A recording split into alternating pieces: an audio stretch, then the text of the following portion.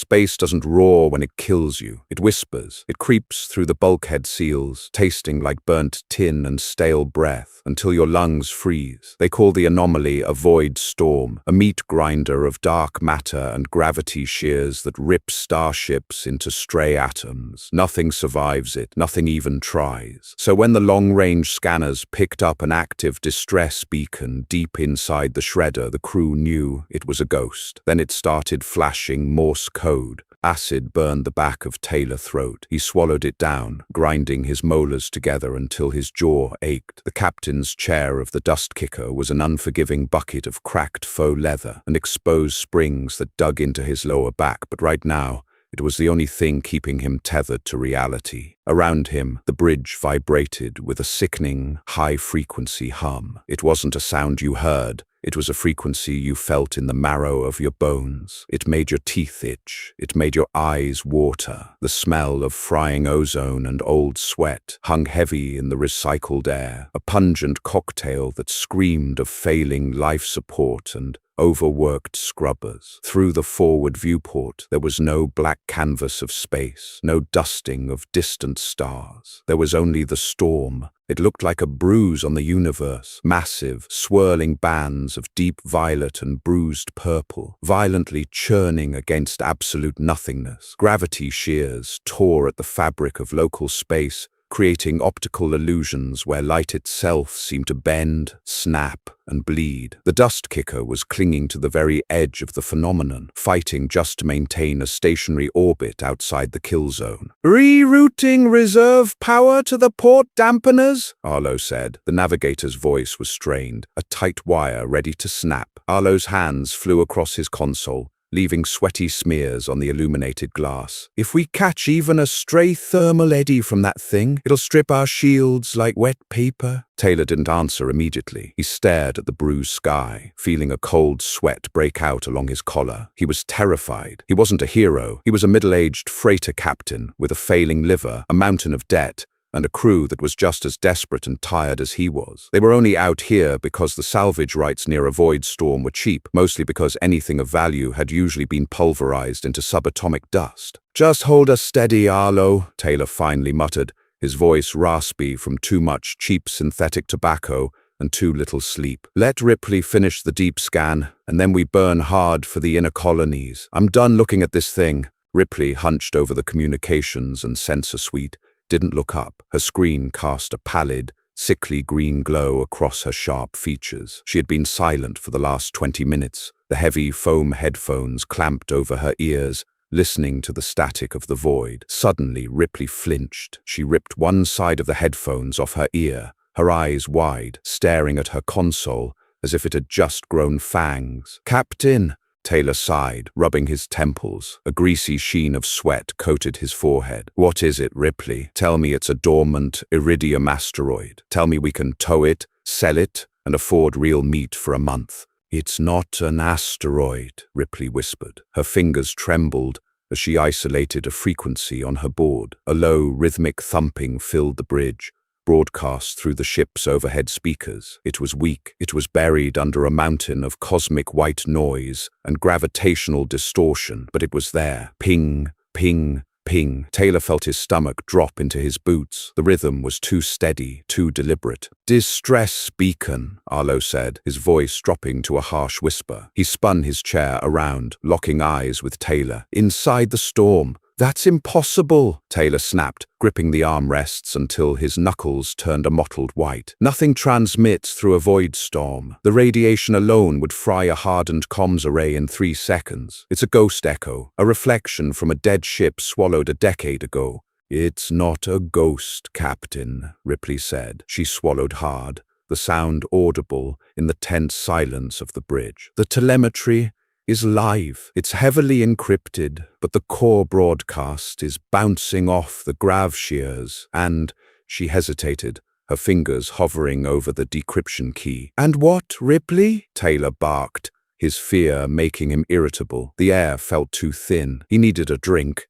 It's looping a secondary signal on a primitive bandwidth, Ripley said, her voice hollow. It's a localized radio wave. Morse code. Arlo let out a sharp, breathless laugh. Morse code? Who the hell still uses? Arlo stopped. The realization hit him like a physical blow. The color drained from his face, leaving him looking like a corpse under the harsh emergency lighting. Taylor felt a cold spike of dread nail him to his seat. He knew, every spacer in the quadrant knew, there was only one species crazy enough to hardwire antique radio transmitters into their escape pods just to ensure their dying screams could pierce through standard jamming tech. Humans, Taylor breathed, the word tasting like ash in his mouth. Ripley nodded slowly. She hit a switch, and the synthetic translation of the Morse code began scrolling across the main display, glowing in angry red letters against the dark background. Mayday, HSV Demeter, hull breach, life support failing. Anyone out there, please. Then a pause. The code shifted. The desperate plea dropped away, replaced by something profoundly, terrifyingly human. Fuck it. If you hear this, bring beer.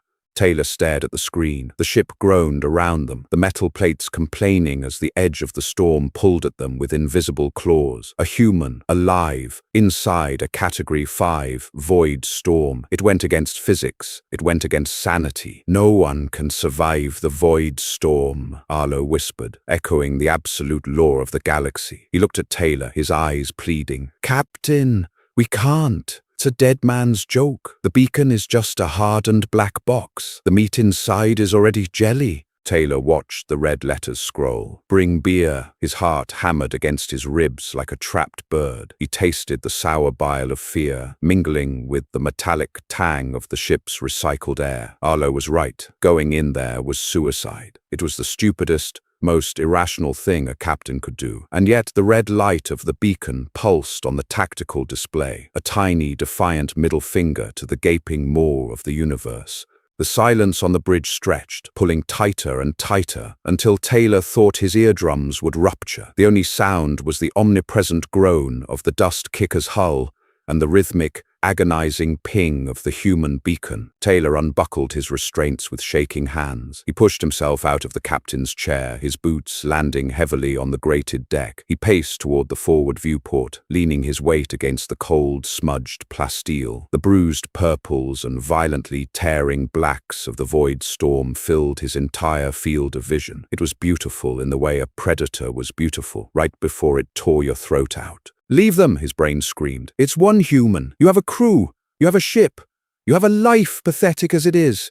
Humans were a nightmare. Taylor had worked alongside them on the orbital docks of New Vega. They were loud, they smelled like fermented grain and sweat, and they possessed a terrifying, casual disregard for the laws of probability. A human would duct tape a cracked plasma conduit just to see if it held. A human would jump out of a moving airlock if they thought the math gave them a 4% chance of landing on a departing shuttle. They were chaotic, but they also remembered. Taylor closed his eyes. 10 years ago, a human heavy lifter had burned out its own main drive to drag a crippled alien passenger liner out of the gravity well of a collapsing star. 400 lives saved, at the cost of the human crew's own ship. Humans were apex predators fueled by spite and empathy in equal, terrifying measure. If you left one to die in the dark, the guilt didn't just haunt you. The entire human species seemed to collectively sense it, turning their backs on you forever. Captain, Arlo said, his voice cracking. We are already redlining the dampeners. If we adjust our heading by even 3 degrees toward the anomaly, the shear forces will snap our keel. What's the depth of the signal, Ripley? Taylor asked, his voice sounding hollow, as if it belonged to someone else. Ripley swallowed hard. 2,000 kilometers past the event horizon, right in the outer debris field. The storm's rotation it's strange. There's a pocket of low pressure there, an eye in the hurricane, but the corridor to reach it is shifting every 10 seconds. A pocket, Taylor muttered. He opened his eyes, staring into the swirling, violent matter. His hands were sweating so much they felt slick against the plasteel. He was a coward. He knew he was a coward. He had run from fights in seedy cantinas. He had bribed customs officials rather than stand his ground. But looking at that storm, looking at that blinking red light. Something irrational, something profoundly stupid, clawed its way up his throat. "Calculate a burn trajectory," Taylor said. The words hung in the air. Arlo froze. Ripley stopped typing. Even the ship seemed to hold its breath. "Captain, no," Arlo breathed, standing up from his console. "No, Taylor, I won't do it. You're signing our death warrants for a corpse." "I said calculate the trajectory, Arlo," Taylor roared, whipping around. The sudden burst of anger surprised even him. His chest heaved. He pointed a trembling finger at the Navigator. "You think I want to do this? You think I want to dive into a blender for a species that uses toxic poison as a recreational beverage? I don't. I'm terrified. I'm so scared I'm about to piss my suit." He took a ragged breath, the smell of ozone burning his nostrils. But if that beacon is alive, if that absolute lunatic is sitting in there, bleeding out, tapping away in Morse code and asking for a damn beer, and we turn our backs, we don't survive that either. Not in here. Taylor tapped his chest, right over his heart. We live with that rot for the rest of our lives. Calculate the trajectory. Arlo stared at him, his jaw tight. For a second, Taylor thought the Navigator was going to mutiny. It would be easy. Arlo was younger, stronger, but Arlo just let out a long, shaky exhale, sinking back into his chair. "May the void have mercy on us," Arlo whispered. His hands began to move across the console, inputting the suicide vectors. "I need full manual control on the lateral thrusters. Ripley, ping the main drive. Tell engineering to bypass the safety governors. We need 110% yield, or the gravity tides will pull us backward." "Engineering acknowledges," Ripley said, her voice tight. "Miller says we're dead, but he's overriding the safeties anyway." Taylor walked back to his chair. Every step felt like he was walking through thick mud. He dropped into the seat, dragging the heavy restraint harnesses over his shoulders. They clicked into place with a definitive metallic thud that sounded entirely too much like a coffin sealing shut. "Trajectory locked," Arlo said. "Firing main thrusters in 3, 2, 1. The dust kicker surged forward. The transition wasn't smooth. The moment the nose of the ship pierced the outer boundary of the void storm, the artificial gravity plating screamed in protest. Taylor felt his stomach lurch violently into his throat as the ship entered a state of micro-gravitational freefall for a terrifying half-second before slamming back down with double the standard force. His teeth clicked together hard enough to chip a molar. The taste of copper flooded his mouth. Outside the viewport, space exploded into chaos. There was no up, there was no down. Lightning, not electrical, but jagged, ripping arcs of pure kinetic energy flashed across the hull in blinding bursts of violet and white. The noise was deafening. It sounded like the ship was being dragged across a giant sheet of corrugated iron. Bulkheads groaned, a deep, structural agony that reverberated through the deck plates. "Proximity alarms!" Ripley shouted over the roar of the hull. "Debris everywhere! Dust! Micrometeors! Shredded hull plating! It's pelting our shields! Hold the vector, Arlo!" Taylor yelled, gripping the armrests. The ship violently pitched to the starboard side, throwing Taylor against his restraints. The main overhead lights shattered in a shower of sparks, plunging the bridge into the hellish red glow of emergency strobes. "I'm trying!" Arlo screamed back, fighting the flight yoke as if he were wrestling a live beast. Sweat poured down the Navigator's face, stinging his eyes. "The gravity shears are fighting us. We're drifting off the corridor." Taylor looked at the tactical display. The red dot of the human distress beacon was blinking faster now. It was closer. "We're actually going to die here," Taylor thought, a bizarre sense of calm washing over his panic. "We're going to die because some human couldn't just accept the inevitable." "Push through it," Taylor commanded, spitting blood onto the deck. "Don't let this storm win." The interior of the void storm was a sensory nightmare. It felt as though the dust kicker had been swallowed alive by a cosmic beast and was currently being digested in a stomach of raw, dark matter. The vibrations were so intense that Taylor vision blurred, the red emergency light smearing into long, bloody streaks across his retinas. "Shields at 40% and dropping," Ripley yelled, her hands flying over her console. to reroute power from life support. It was getting cold on the bridge, a bitter, biting chill that smelled of frost and old iron. Thermal spikes on the port side. We're scraping against a plasma eddy. I see it, Arlo grunted, throwing the ship into a harsh barrel roll to avoid a massive chunk of unrecognizable debris. The maneuver made Taylor's stomach heave. Through the viewport, the debris field of the Eye finally came into view. It was a graveyard, caught in the terrifying equilibrium of the storm's center. Thousands of pieces of wreckage floated in a slow, macabre waltz. There were chunks of ancient freighters, jagged asteroids,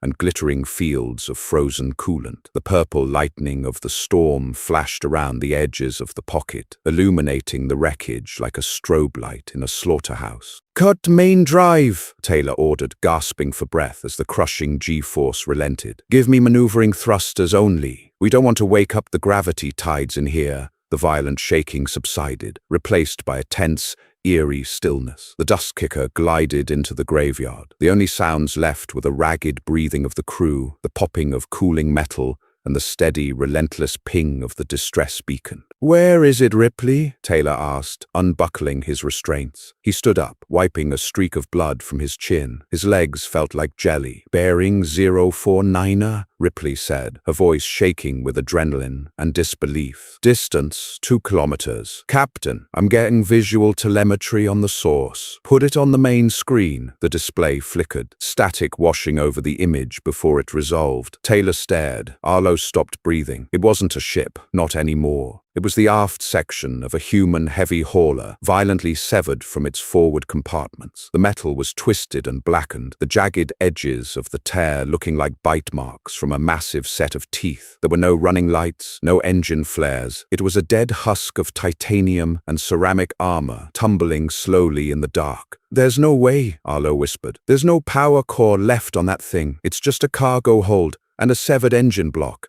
"The beacon is transmitting from the airlock structure near the tear," Ripley said, zooming the camera in. Through the grainy feed, they could see it, a single escape pod fused into the launch tube, completely unable to eject. The pod was battered, scored by micro-debris, but its tiny, localized comms array was still rotating on a manual crank. "Life signs?" Taylor asked, not daring to hope. Ripley typed frantically. I don't know.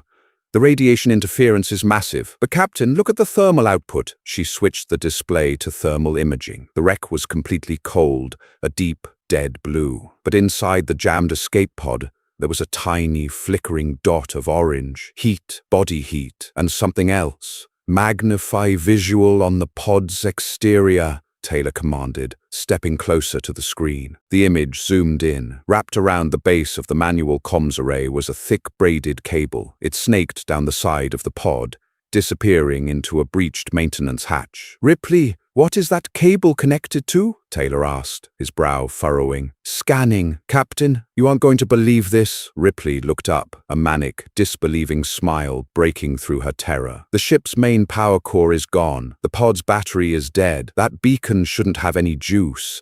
"Then how is it transmitting?" Arlo asked. "Kinetic transfer," Ripley breathed. "The cable is hooked into a salvaged auxiliary dynamo. Someone inside that pod is physically turning a crank. They are generating just enough electrical current to power the distress beacon, ping by ping." Taylor felt a shiver run down his spine that had nothing to do with the dropping temperature on the bridge. The sheer, terrifying willpower of it. A human, trapped in a tin can, slowly freezing to death in the middle of a literal cosmic meat grinder, refusing to die quietly, turning a crank in the dark, tapping out Morse code. "Bring beer." Taylor let out a breath he didn't know he was holding. He looked at Arlo. The Navigator's fear had vanished, replaced by a look of profound, solemn awe. "Bring us alongside, Arlo," Taylor said, his voice steady for the first time since the ordeal began. "Match their rotation. Ripley, get down to the airlock and grab the plasma cutters. We're going to have to peel that pod out of its casing." "What about the storm, Captain?" Arlo asked, his hands already dancing across the maneuvering controls. "The Eye is shrinking. We have maybe 20 minutes before the shear walls collapse in on us."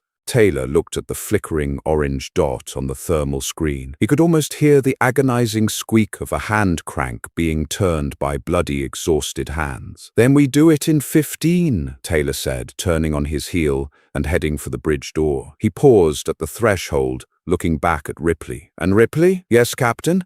"Tell Miller to raid my private stash in the captain's quarters," Taylor said, a grim smirk touching the corner of his mouth. "Grab a bottle of the real earth stout, the cold stuff. I think we owe this bastard a drink." Cold seeped through the thick layers of the EVA suit before the outer airlock door even fully retracted. Taylor tasted copper. His breathing sounded unnervingly loud inside the bubble of his helmet, a harsh, ragged rasp echoing against the confined plasteel. The umbilical tether attached to his waist felt heavy, a physical reminder of the frail cord separating his fragile biology from the absolute, crushing emptiness of the void. He gripped the heavy magnetic clamps of the plasma cutter, his thick insulated gloves making his hands feel clumsy, bloated, and useless. Through the opening hatch, the interior of the void storm was a kaleidoscope of violence. Jagged streaks of neon purple and sickly bruised yellow tore across the black canvas of nothingness, silently screaming in the vacuum. It was visually deafening. The dust kicker hung in the eye of the hurricane, a rusted metal insect trembling in the calm center of a cosmic blender. Ahead of them, floating no more than 30 meters away, was the severed aft section of the human heavy hauler. It looked like a rotting tooth, charred and jagged against the swirling light of the anomaly. "Com check," Ripley's voice crackled in his earpiece, laced with a heavy hum of static interference. The storm's ambient radiation was already chewing through their short-range bandwidth. "Loud and clear," Taylor lied. His voice shook. He swallowed hard, trying to force down the lump of pure, uncut panic wedged in his throat. "Keep your eyes on the tether tension, Ripley. If the storm shifts and the gravity shears brush our perimeter, we're going to get yanked hard. Don't let go of the cutter." "Understood, Captain," she replied. She didn't sound brave. She sounded like she was forcing the words out through clenched teeth. Taylor pushed off the airlock deck. Weightlessness took him, a sickening, familiar swoop in his gut. He floated across the dark gap, the thrusters on his suit hissing tiny bursts of compressed nitrogen to guide his trajectory. The sheer scale of the severed ship loomed larger with every meter. Scorch marks streaked across the hull, telling a brutal story of a reactor meltdown or a kinetic impact that had torn the vessel perfectly in two. He impacted the hull of the hauler harder than he intended. His boots clanged silently against the twisted metal. The magnetic soles engaged with a heavy, reverberating vibration that traveled up his legs and settled in his spine. Ripley landed a moment later, her breathing harsh and fast over the comms. "Let's move," Taylor grunted, fighting the stiffness of his suit. "Arlo, how's our clock?" 14 minutes, Captain." Arlo's voice filtered through the static, sounding thin and impossibly far away. "The eye is destabilizing. The outer debris ring is contracting by roughly 2 meters per second. You need to cut that pod loose and haul us back here." Taylor ignored the countdown, focusing entirely on the physical task. He dragged himself across the blackened hull plating, using jagged edges of torn metal as handholds. The escape pod was wedged deep inside a warped launch tube, its deployment rails completely fused by intense heat. He crawled closer, his helmet light cutting through the absolute dark. The pod itself was a battered cylinder of reinforced titanium, scorched and deeply pitted. And there, wrapped around a manual transmission crank on the exterior casing, was the thick braided cable Ripley had spotted. It was a crude, desperate bypass, spliced directly into the pod's external sensor array. Taylor leaned close to the pod's small circular viewport. The thick glass was frosted over from the inside, layered in crystalline ice. He wiped a gloved hand across it, smearing the frost, but saw only pitch blackness within. "Hey!" Taylor tapped a heavy metal finger against the glass. The sound was dull, absorbed by the vacuum. "Anyone home?" "Nothing." "Ripley, get the cutter fired up," Taylor ordered, turning his attention to the fused rails. "We slice the top deployment bracket, then burn through the lower lock. The dust kicker's winch can rip the rest of it out." Ripley nodded, her visor completely opaque in the shadows. She pressed the ignition on the heavy industrial cutter. A blinding, searing jet of blue-white plasma erupted from the nozzle. The silent violence of the flame was stark against the backdrop of the swirling storm. She leaned in, pressing the blade of plasma against the thick titanium bracket holding the pod hostage. Molten metal sprayed outward in zero-gravity spheres, glowing violently orange before rapidly cooling into tiny blackened pebbles. The light cast harsh, shifting shadows across Ripley's suit. Taylor grabbed the heavy tow cable attached to his waist, hauling it forward and locking the heavy magnetic carabiner onto the pod's main lifting ring. "Bracket 1 is through," Ripley panted. Her physical exertion was obvious. Pushing a heavy tool against resisting metal without the leverage of gravity was an agonizing core workout. "Moving to the lower lock." 11 minutes, Captain," Arlo interrupted, the static worsening. "Gravity tides are spiking. We're getting buffeted. The dust kicker is dragging her anchor." "Hold us steady, damn it," Taylor yelled back, feeling the hull beneath his boots vibrate as a distant shockwave from the storm rippled through the eye. Ripley attacked the lower lock. Sparks rained in slow motion, bouncing off Taylor helmet visor like angry fireflies. The heat radiating from the cutter was palpable, even through his insulated suit, a harsh flush of warmth against his chest. He watched the thick metal slowly give way, turning from red to white, then finally bubbling into a liquid puddle. "Got it," Ripley gasped, cutting the plasma jet. The darkness swallowed them instantly, save for their weak helmet beams. "Arlo! Winch it!" Taylor shouted. The tow cable snapped taut. Taylor felt the vibration through his boots as the dust kicker's mechanical winch strained against the dead weight of the pod. For a terrifying, heart-stopping second, nothing happened. The pod groaned, the metal screaming a silent protest as it fought the fused track. Then, with a violent, shuddering jerk, the escape pod snapped free. It tumbled out of the launch tube, a heavy, dead chunk of metal. The braided cable connected to the exterior transmission crank snapped, the frayed wires sparking pathetically before dying. "We got it!" Taylor shouted, the adrenaline finally overriding the fear. "Ripley, retract tether. Let the winch pull the pod. We follow it back." They launched themselves off the dead hauler, trusting the automated retraction of their umbilical tethers. The return trip felt agonizingly slow. Behind them, the purple and yellow tempest seemed to roar in frustration, the walls of the eye audibly groaning through the vacuum as the gravitational forces began to collapse inward. "We're going to make it," Taylor thought, a hysterical bubble of laughter threatening to burst from his chest. "We're actually going to do this." He hit the dust kicker's airlock deck hard, his knees buckling under the sudden return of artificial gravity. Ripley collapsed beside him, her chest heaving violently. Above them, the heavy winch dragged the battered titanium pod into the spacious, grease-stained cargo bay. "Cycle the lock!" Taylor screamed into the comms, scrambling backward as the heavy outer doors began to slide shut. Through the narrowing gap, he watched the void storm surge. A massive wave of dark matter collapsed the exact space they had just occupied. The severed hauler was caught in the tide. In the blink of an eye, the massive chunk of metal was folded in half, compressed into a shape that defied physical geometry, and ripped away into the blinding purple light. The airlock sealed with a heavy, definitive thud. Pressurization began. The hiss of breathable air flooded the chamber, smelling gloriously of stale sweat, machine oil, and life. Taylor ripped his helmet off, tossing it onto the grated floor. He sucked in deep, ragged breaths, his hands shaking so violently he could barely unlatch his chest plate. He stared at the pod sitting in the center of the bay. It was covered in a thick layer of frost that was already beginning to melt in the ship's ambient heat, dripping dark, dirty water onto the deck plates. "Is he alive?" Ripley asked, pulling her own helmet off. Her face was pale, drenched in sweat, her hair plastered to her forehead. Taylor didn't answer. He walked toward the pod. Silence hung heavy in the cargo bay, broken only by the steady drip of melting frost and the distant, muted groan of the dust kicker's engines burning hard to escape the collapsing anomaly. Taylor placed a bare hand against the side of the escape pod. The metal was freezing, sending a sharp ache deep into his knuckles. He could feel no vibration, no hum of life support. The exterior dials were dead, their glass faces shattered or covered in grime. "Bring the heavy pry bar," Taylor said, his voice dropping to a low, gravelly register. Ripley jogged to the tool rack,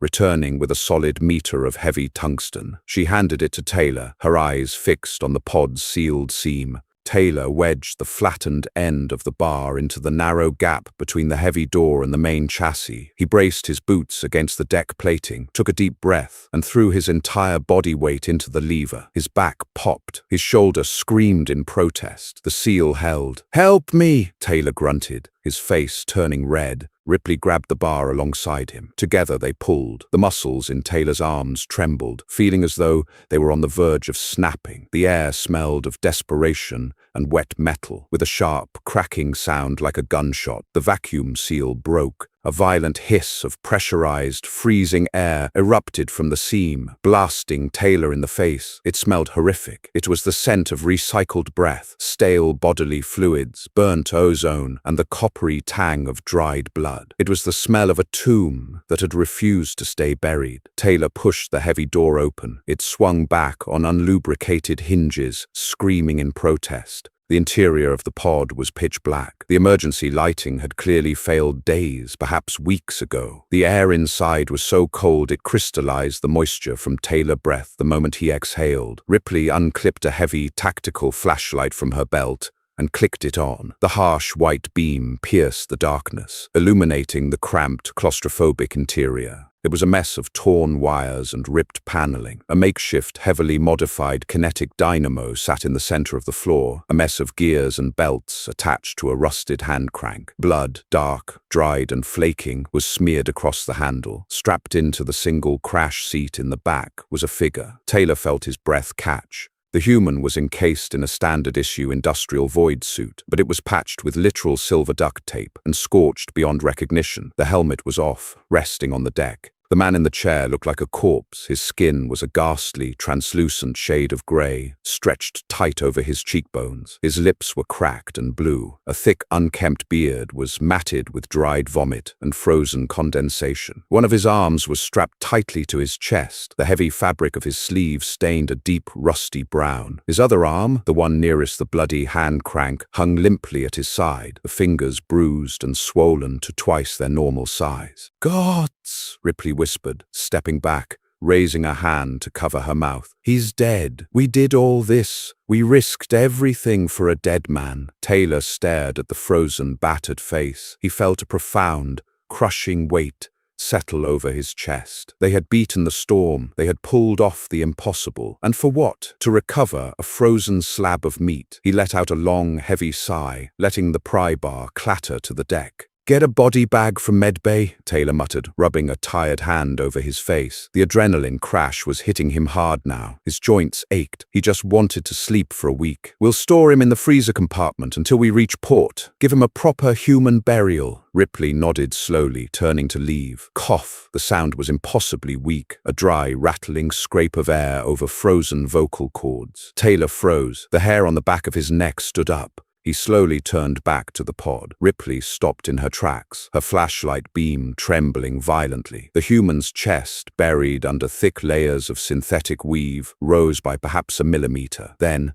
it fell. Another rattling, agonizing cough echoed from the pod. Taylor lunged forward, ignoring the horrific smell, and dropped to his knees beside the crash seat. "Ripley! Medkit! Now!" The human's eyelids fluttered. They were crusted with ice. Slowly, agonizingly, they peeled open. His eyes were a deep, muddy brown. They were bloodshot, the capillaries ruptured from extreme gravitational stress. They lacked the bright, heroic spark of a savior. They were the eyes of an animal that had been backed into a corner and had spent the last week chewing off its own leg to survive. They were exhausted, feral, and utterly, thoroughly human. The human stared at Taylor. His gaze slowly tracked over Taylor's face, the worn captain's jacket, the grimy surroundings of the dust kicker's cargo bay. Taylor didn't know what to say. How do you greet someone who just punched the universe in the face and won? He expected a profound declaration, a tearful expression of gratitude, a desperate plea for medical attention. The human's cracked blue lips parted. He swallowed dryly, his Adam's apple bobbing sharply against his thin neck.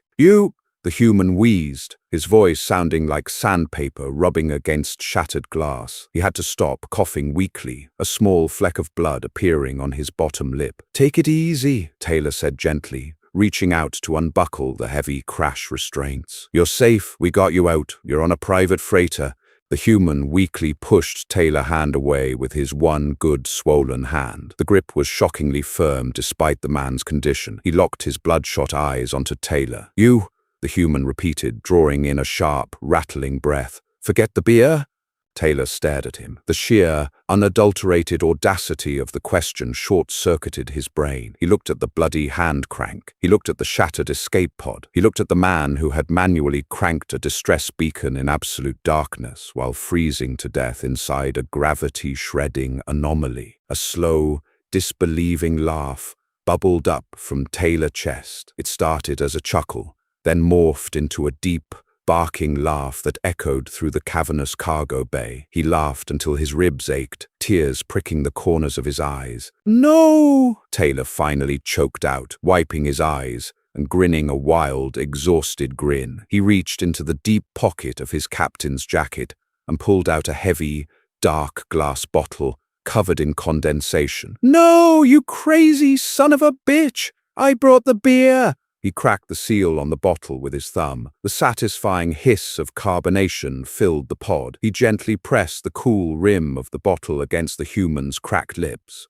The human closed his eyes, taking a tiny, agonizing sip. A slow, deeply satisfied sigh escaped him. "Cold," the human whispered, a faint smile touching his bruised face. "Good." He passed out immediately, his head lolling sideways against the crash webbing. Taylor let out a long breath, staring at the unconscious man. He carefully capped the beer and set it on the deck. He looked back at Ripley, who had returned with the med kit, staring in absolute bewilderment at the scene. "Get the auto dock online," Taylor ordered, his voice returning to its normal, authoritative rumble, though it held a new strange warmth. "Pump him full of broad-spectrum antibiotics and nutrient fluids, and wrap him in thermal blankets, lots of them." "Captain," Ripley said softly, unpacking the medical scanner. "Why did he do it? Why not just eject? Why manually power a beacon that nobody was ever supposed to hear?" Taylor stood up, his muscles aching with a fatigue he hadn't felt in years. He looked at the bloody crank, then down at the fragile, sleeping creature that had operated it. "Because he's human, Ripley," Taylor said softly,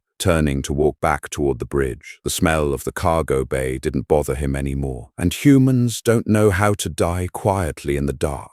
Bleach and burning ozone fought a losing war against the smell of necrotic tissue inside the dust kicker's tiny medbay. It was barely more than a repurposed supply closet, dominated by a bulky second-hand auto dock that rattled like a dying asthmatic every time it cycled. Taylor stood in the narrow doorway, a lukewarm pouch of synthetic coffee gripped tightly in his hands. He watched the machine work over the human. The man was a wreckage of flesh and bone, stripped of his duct-taped void suit. His body told a horrific story of blunt force trauma and prolonged exposure. The auto dock's pale blue scanning lasers traced over skin that was mottled with the deep, angry violet of severe frostbite and the sickly yellow of healing contusions. His right arm, the one he had used to crank the distress beacon, was a swollen, inflamed mess of torn ligaments and microfractures. Ripley sat on a metal stool beside the medical bed, her datapad casting a harsh white glare across her tired face. She had dark bags under her eyes, looking like bruised plums against her pale skin. "His name is Benson," Ripley said softly, not looking up from the scrolling diagnostics. "I managed to pull his identification tags from the suit's inner lining. Thomas Benson, junior engineering mate on the Demeter." Taylor took a slow, bitter sip of his coffee. It tasted like roasted copper and disappointment. "What's the damage, Ripley? Give it to me straight. Did we pull a dead man walking out of that shredder?" Ripley sighed, leaning back and rubbing the bridge of her nose. "He should be dead, Captain. I mean that medically. He has 3 fractured ribs, severe radiation burns along his left side, and his core body temperature dropped so low the autodoc had to spend 4 hours just thawing his blood to prevent cardiac arrest. He's suffering from extreme dehydration, malnutrition, and acute kinetic shock." Taylor stared at the steady rise and fall of Benson's chest beneath the thin thermal blanket.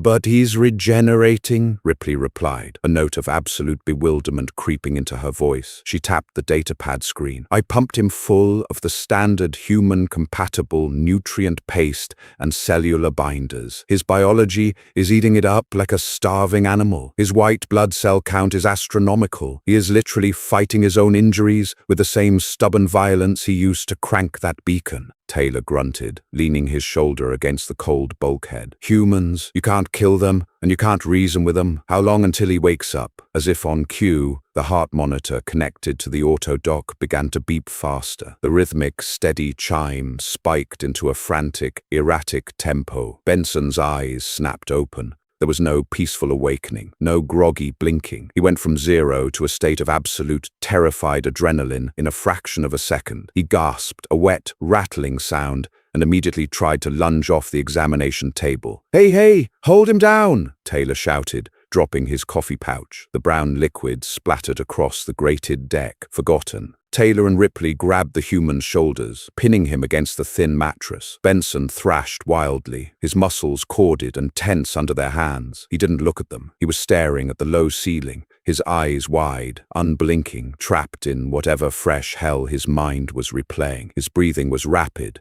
shallow, bordering on hyperventilation. Let me go, Benson choked out, his voice a ragged tear in the quiet room. The bulkhead is buckling.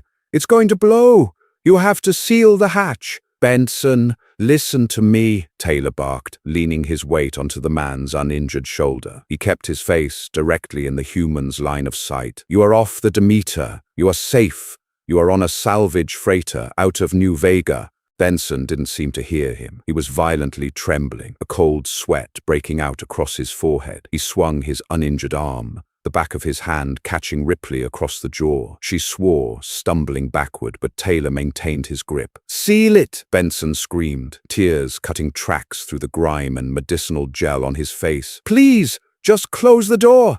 Taylor shifted his grip, grabbing Benson by the front of his thin medical gown. He didn't hit him, but he shook him hard, once, breaking the cycle of panic. Look at me, Taylor ordered, his voice dropping into a low, commanding rumble that vibrated in the tight space. Smell the air. It smells like cheap antiseptic and burnt coffee. Listen to the engine. That's a Class 4 plasma drive, humming at cruising speed. You are not in the storm. You survived. Benson froze. His dilated pupils darted around the tiny, brightly lit med bay. He looked at the auto dock. He looked at Ripley, who was rubbing her jaw. Finally, his gaze locked onto Taylor. The manic terror in his eyes slowly, painfully receded, replaced by a crushing, overwhelming wave of exhaustion. He stopped fighting. His body went entirely slack against the mattress, deflating like a punctured tire. I'm out, Benson whispered, his voice cracking. He swallowed hard, staring blankly at Taylor's worn jacket. I'm really out. Yeah, kid, Taylor said softly,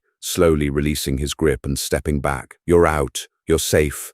Benson closed his eyes. He didn't say thank you. He didn't ask how they did it. He just turned his head to the side, buried his face in the thin, sterile pillow, and began to sob. It wasn't a loud, dramatic cry. It was a silent, shuddering breakdown, the sound of a human spirit finally allowing itself to shatter now that the immediate need for survival had passed. Taylor looked at Ripley. She looked back at him, the annoyance over being struck completely gone from her expression, replaced by a deep, uncomfortable pity. Taylor reached down, picked up his empty coffee pouch, and gestured toward the door. Let's give him a minute, he muttered, stepping out into the corridor. The heavy metal door slid shut behind them, muting the sounds of the weeping human. Taylor stood in the dim hallway, the persistent vibration of the dust kicker's engines humming against his boots. He felt a sudden, intense craving for a cigarette. Captain, Arlo's voice crackled over the ship-wide intercom. We are officially clear of the anomaly's gravitational shadow, setting a direct course for the New Vega orbital docks. Understood, Arlo. Taylor pressed the comms panel on the wall. Keep us steady, no fancy maneuvers. The ship took a beating, and so did we. Taylor looked back at the sealed med bay door. He had spent his whole life avoiding humans, dismissing them as reckless, unpredictable liabilities. But watching Benson, he realized the terrifying truth about them. Their recklessness wasn't born of stupidity. It was born of an absolute fundamental refusal to accept the odds. 3 days passed before Benson could walk. The healing process was ugly and painful. The auto-dock had done its job, knitting the fractures and purging the radiation, but the human body demanded a heavy toll for its regeneration. Benson shed dead, frost-bitten skin like a molting reptile, leaving piles of translucent flakes on the med bay floor. He ate with a ravenous, horrifying intensity, consuming double portions of the dust kicker's foul-tasting synthetic protein paste without complaint, practically inhaling the calories his body desperately needed. On the 4th cycle, Taylor found him in the mess hall. The mess hall was a dreary, cramped space situated directly above the main plasma conduits, meaning the deck plates were always uncomfortably warm, and the air smelled faintly of burning ozone. Benson was sitting alone at the scarred metal table. He was wearing an oversized pair of coveralls borrowed from Miller, the sleeves rolled up to reveal his bruised and bandaged forearms. He held a mug of hot water between his hands, staring blankly into the clear liquid. Taylor paused in the doorway. The human looked smaller now, stripped of his heavy void suit and the sheer, desperate adrenaline of survival. He just looked like a tired, broken kid. "Mind if I sit?" Taylor asked, his boots clanking against the grated floor. Benson looked up. His eyes were clear, the bloodshot redness finally fading, leaving behind a sharp, piercing hazel. "It's your ship, Captain. You can sit wherever you want." Taylor pulled out a bolted metal chair and sank into it with a weary sigh. He placed a small, foil-wrapped packet on the table and pushed it across the scratched surface toward Benson. Benson looked at it suspiciously. "What's this?" "Real sugar," Taylor said, leaning back and crossing his arms. "Sourced it from a hydroponics trader a few months back. I usually save it for when the engine completely stalls, and I need to bribe Miller into fixing it. But you look like you could use the dopamine hit." Benson carefully unwrapped the foil, revealing a small, hardened cube of pale brown sugar. He dropped it into his hot water, watching it dissolve with a quiet fascination. He took a sip, and for the first time since they had pulled him from the wreckage, a genuine, albeit faint, smile touched his lips. "Thanks," Benson mumbled. He kept his eyes on the mug. "I guess I owe you more than just a thank you for pulling me out of there." "You don't owe me anything," Taylor said bluntly. "It was a stupid, suicidal risk. Arlo nearly mutinied, Ripley almost got crushed, and I probably shaved 10 years off my life expectancy from the stress alone." Benson flinched slightly, his shoulders dropping. "Then why did you do it? Everyone knows the rule. You don't fly into a void storm. You write off whoever gets caught." "Because you didn't write yourself off," Taylor replied, his voice firm but quiet. He leaned forward, resting his elbows on the table. "I saw the telemetry, Benson. I saw the dynamo. You manually cranked that distress beacon for what, 5 days? 7, Benson corrected softly. He stared into his mug, his expression hardening. The vulnerability vanished, replaced by a cold, hardened edge. 7 days in the dark. The internal chronometer on my suit died on day 3, so I had to guess the cycles by counting my own heartbeats. Taylor felt a chill crawl up his spine, despite the heat radiating from the deck plates. "What happened to the Demeter?" Ripley couldn't find any signs of a kinetic impact or weapons fire. It looked like the ship just snapped. Benson took a slow, deliberate sip of the sweetened water. He set the mug down, his bandaged fingers tracing the rim. "It wasn't an attack," Benson said, his voice hollow, stripped of emotion. "It was a core cascade failure. The Demeter was an old hauler, retrofitted too many times. We were hauling a massive payload of refined iridium. The company didn't want to pay for a standard route through the slip gates, so the captain plotted a course skimming the edge of the anomaly to to shave off a week of travel time. Benson looked up, locking eyes with Taylor. The grav shears caught our aft stabilizers. It ripped the main drive clean off its mounts. The sheer torsion tore the ship in half like a wet paper towel. And the crew? Taylor asked quietly. Dead, Benson stated flatly. Most of them instantly when the hull decompressed. The forward section was pulled directly into the event horizon of the storm. They were vaporized before they even knew the ship was breaking apart. Benson swallowed hard, his throat working. I was in the aft engine block, running maintenance on the coolant lines. When the ship tore, the emergency bulkhead slammed down. I was trapped in the launch corridor with the captain. Taylor narrowed his eyes, catching the slight hesitation in the human's voice. You said you were junior engineering mate. What was the captain doing in the engine block? A bitter, humorless laugh escaped Benson's lips. He was running to the only escape pod that was still hooked to an auxiliary power line. Benson leaned back, staring at the ceiling. The pod was meant for 4 people, but the rails were warped. The deployment mechanism was jammed. The captain panicked. He shoved me inside, told me to try and manually release the clamps from the interior console. Benson stopped. He closed his eyes, and Taylor watched the muscles in the human's jaw clench tight, grinding in silent rage. I got in, Benson whispered, and he sealed the door from the outside. Taylor felt a surge of cold disgust. He locked you in?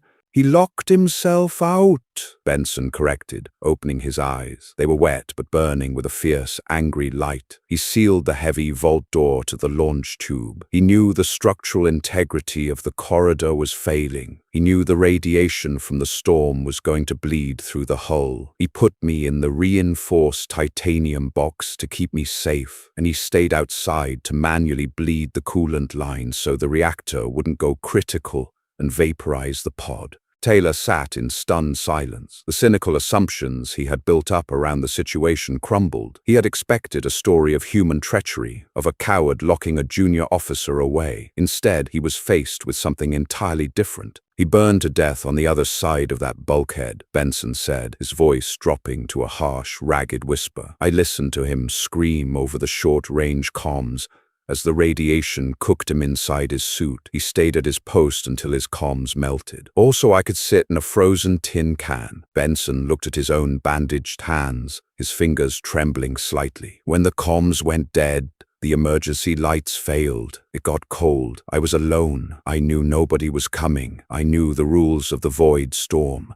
He looked up at Taylor, his hazel eyes completely devoid of the cynical armor spacers usually wore. But I couldn't just sit there and die, Captain. He bought my life with his. I couldn't let his purchase be worthless, so I found the bypass cable. I hooked it to the kinetic dynamo, and I started turning the crank. Taylor stared at the human. He suddenly understood the ferocity of the human species. It wasn't just spite, it was debt. They operated on an emotional economy that the rest of the galaxy couldn't comprehend. They lived and died for the ghosts of the people who sacrificed for them. You turned it for 7 days, Taylor said softly, reverence bleeding into his rough voice. I turned it until my muscles tore. Benson nodded, a single tear spilling over his lower lid. I turned it until my hands bled, and when I couldn't turn it anymore, I tapped out the Morse code, hoping some idiot out there would be crazy enough to listen. Taylor smiled, a genuine, warm expression that felt strange on his weathered face. He reached across the table and placed his heavy hand on Benson's shoulder, squeezing firmly. Well, Benson, Taylor said, his voice thick with uncharacteristic emotion. You're in luck.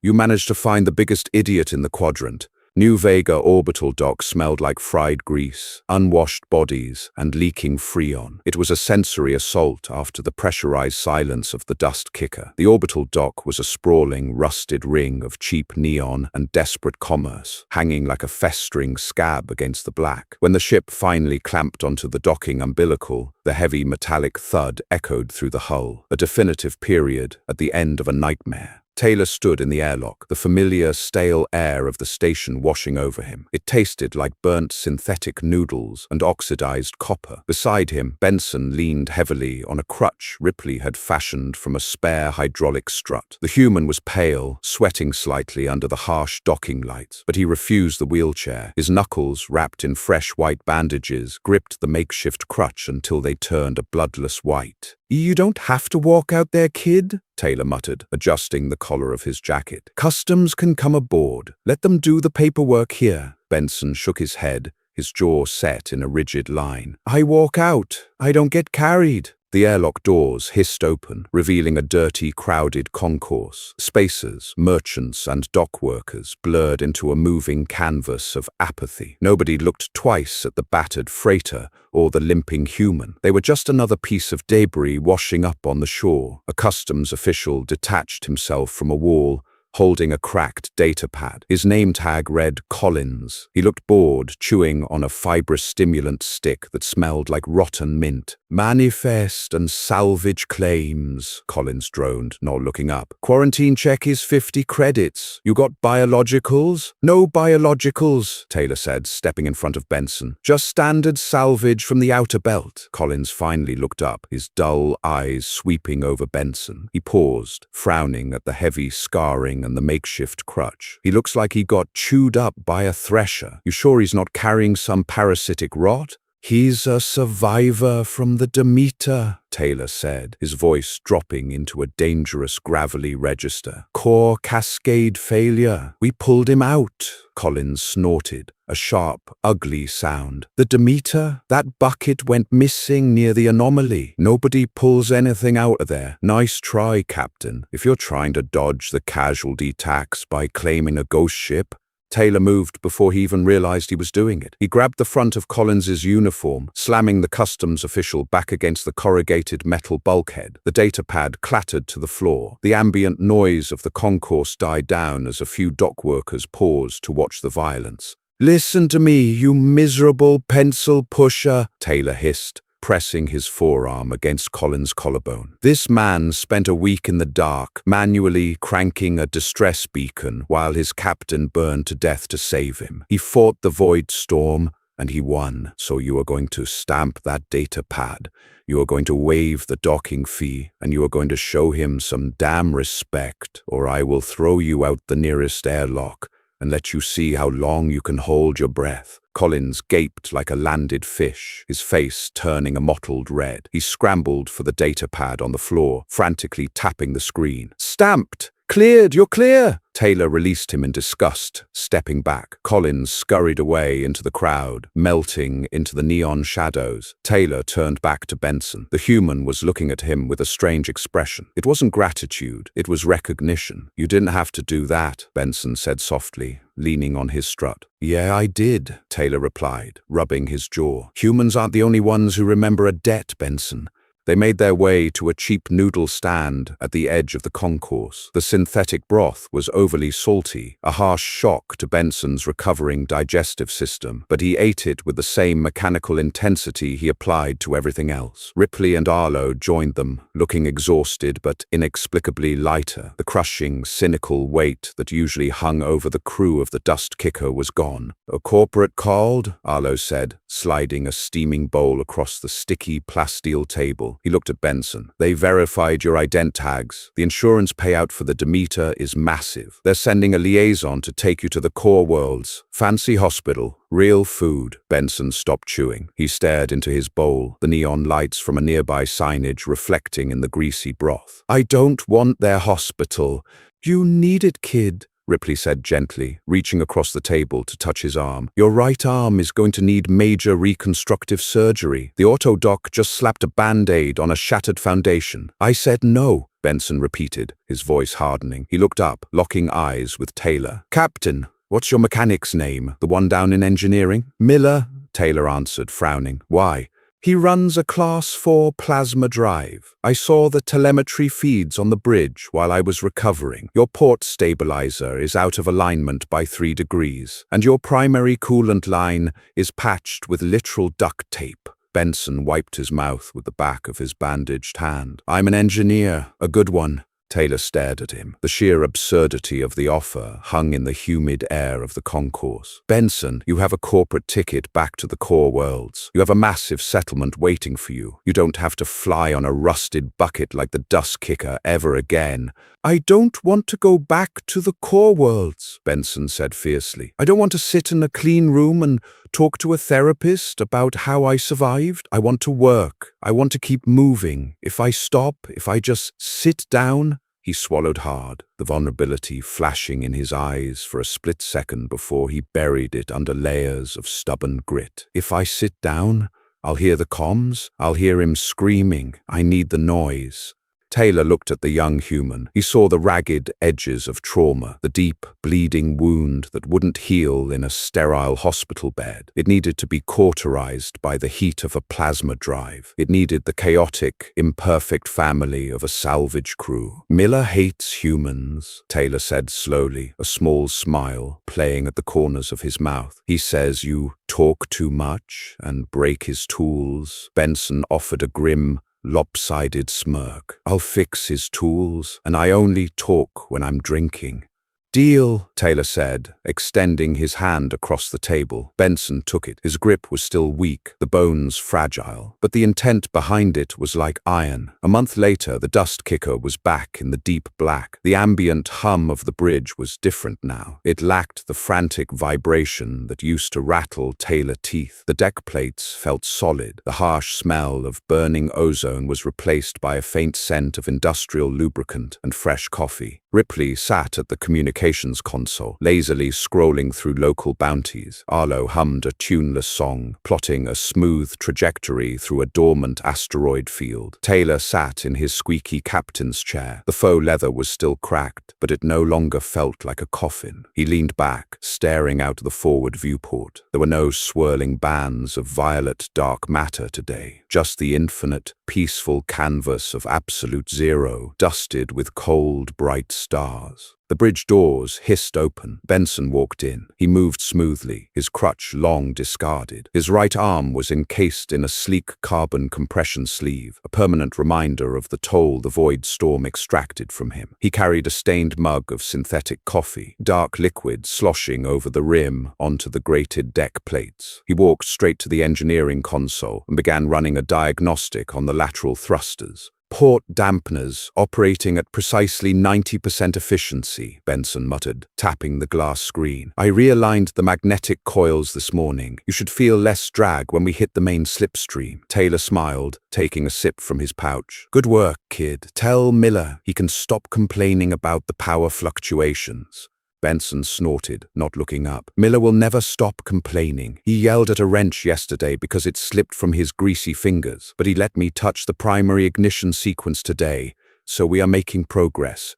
The bridge settled back into a comfortable, working silence. It was a rhythm they had fallen into over 4 weeks. The cynical, desperate edge that once defined their existence was gone. They had stared into the abyss, pulled a man out of its jaws, and lived. It changed the crew. It knit them together with threads of titanium and pure, unadulterated defiance. Taylor watched the young human work. The trauma remained. Sometimes when the ship lurched unexpectedly or a bulkhead groaned, Benson would freeze, his hazel eyes wide and distant. But the panic never lasted. He would just grip a tool tighter, take a deep breath, and plunge back into the noise. He was healing the only way a human knew how, by moving forward, by refusing to let the universe win. Suddenly, Ripley straightened up in her chair. She pulled her heavy foam headphones over her ears, her brow furrowing. Captain! Taylor felt a spike of adrenaline. The tone of her voice was too familiar. What is it, Ripley? I am picking up a distress signal, Ripley said, her fingers dancing across the decryption keys. It is weak, bouncing off a nearby solar flare. Commercial freighter. Sounds like their life support scrubbers have failed.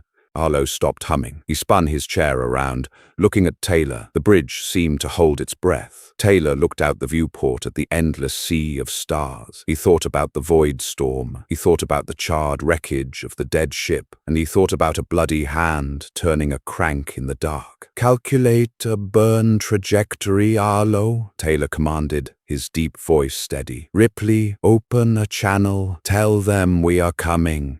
Benson smiled. It was a quiet, deeply satisfied curve. Rerouting main power reserves right now. Thank you so much for joining me on this incredible journey through the void storm. If this gritty tale of human defiance sacrifice and survival resonated with you, please hit that like button to support the channel. Don't forget to share this video with fellow sci-fi lovers who appreciate a deeply human HFY story. If you want to hear more thrilling adventures from the darkest corners of the galaxy, hit subscribe and ring that notification bell so you never miss an upload. Let me know in the comments your favorite moment from the Dust Kicker's rescue mission. Stay safe out there.